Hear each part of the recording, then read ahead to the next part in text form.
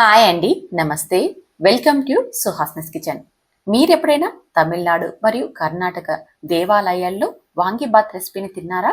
ఆ ప్రసాదం ఫ్లేవర్ని పర్ఫెక్ట్గా ఎలా చేయాలో ఈరోజు మీకు చూపించబోతున్నా.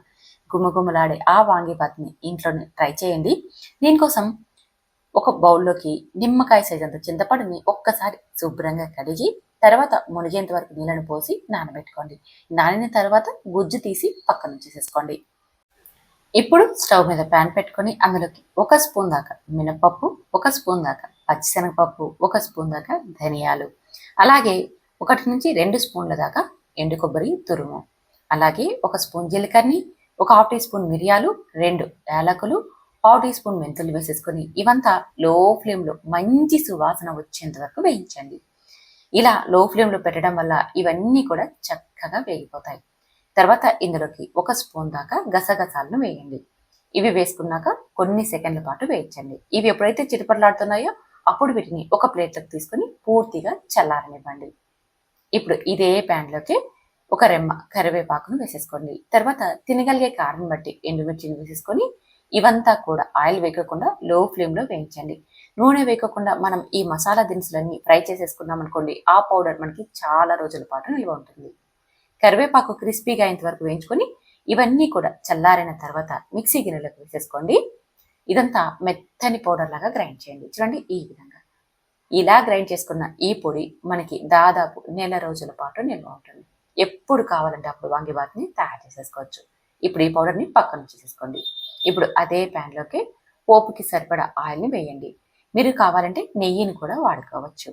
అలాగే 1/2 టీ స్పూన్ మినపప్పు, 1/2 టీ స్పూన్ ఆవాలు, 1/2 టీ స్పూన్ జీలకర్ర, కొన్ని జీడిపప్పు ముక్కల్ని, అలాగే 4 ఎండుమిర్చి ముక్కల్ని, కొద్దిగా కరివేపాకు, కొన్ని కొబ్బరి ముక్కల్ని వేయండి. మీకు కొబ్బరి ముక్కలు నచ్చుకుంటే ఈ ప్లేస్లో పల్లీలను కూడా వేసేసుకోవచ్చు, కానీ టెంపుల్లో కొబ్బరి ముక్కల్ని వేస్తారు. ఇవంతా కూడా క్రిస్పీగా అయ్యేంత వరకు వేయించుకొని ఈ పోపు దినుసులన్నింటినీ కూడా ఒక ప్లేట్లోకి తీసుకొని పక్కన ఉంచేసేసుకోండి. ఇప్పుడు మిగిలిన నూనె ఉంది కదా, ఆ నూనెలోకి సన్నగా తరిగిన ఒక టమోటాను వేసేసుకొని కొన్ని సెకండ్ల పాటు వేయించండి. టమోటా కాస్త వేగంగానే ఇప్పుడు ఇందులోకి 2 వంకాయల్ని చూడండి ఇలా నిలువుగా అలాగే నైస్గా కట్ చేసి వేసేసుకోండి. నేను ముందే ఉప్పు నీళ్ళలోకి కట్ చేసి వేసానండి. ఇలా ఉప్పు నీళ్ళలో వేయడం వల్ల ముక్కలు నల్లబడకుండా వగరు లేకుండా ఉంటాయి. వంకాయ ముక్కలు వేసిన వెంటనే ఇందులోకి పచ్చి బఠానీలను కూడా వేసేసుకోవాలి. నేను పచ్చి బఠానీలు వేసిన క్లిప్ మిస్ అయిందండి.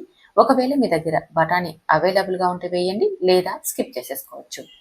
బఠానీ వంకాయ మనకి దాదాపు 80% ఫ్రై అయిపోయాక అప్పుడు ఇందులోకి మనం నానబెట్టి గుజ్జు తీసుకున్నాం కదా, చింతపండు గుజ్జును వేసేసుకోండి. అలాగే 1/2 టీ స్పూన్ దాకా బెల్లం పొడిని వేసేసుకొని 1 నిమిషం పాటు ఈ చింతపండు గుజ్జును ఉడికించుకోవాలి. ఇలా మీడియం ఫ్లేమ్లో 1 నిమిషం చింతపండు గుజ్జును ఉడికించామంటే ఇది చక్కగా ఉడికిపోతుంది. ఇప్పుడు ఇందులోకి మనం ముందుగానే చేసి పెట్టుకున్న రైస్ని వేసేసుకోవాలి. ఇలా రైస్ని వేసేసుకున్నాక మంటని లో ఫ్లేమ్లోనే ఉంచేసేసుకోండి. అలాగే మనం గ్రైండ్ చేసి పెట్టుకున్నాం కదా, ఆ వాంగీబాత్ పౌడర్ని కూడా వేసేసుకోండి. పోపు దినుసుల్ని కూడా పక్కన నుంచి చేసుకున్నాం కదా, అది కూడా వేసేసుకొని ఇదంతా 5 నిమిషాల పాటు బాగా వేయించుకోవాలి. అప్పుడు రైస్కి ఈ ఫ్లేవర్స్ అంతా కూడా బాగా అంటుకుంటాయి.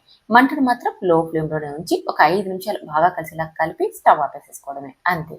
ఎంతో రుచికరమైన టెంపుల్ స్టైల్ వాంగీబాత్ అయితే రెడీ అయిపోయిందండి. ఇది చాలా రుచిగా ఉంటుందండి. పిల్లలకి లంచ్ బాక్స్ కోసం చేసి పెట్టారంటే ఒక్క మెతుకు కూడా మిగిల్చకుండా తింటారు. అంత రుచిగా ఉంటుంది. మరి మీరు ట్రై చేసి టేస్ట్ చేసి మీకు ఎలా కుదిరిందో కామెంట్ చేయండి.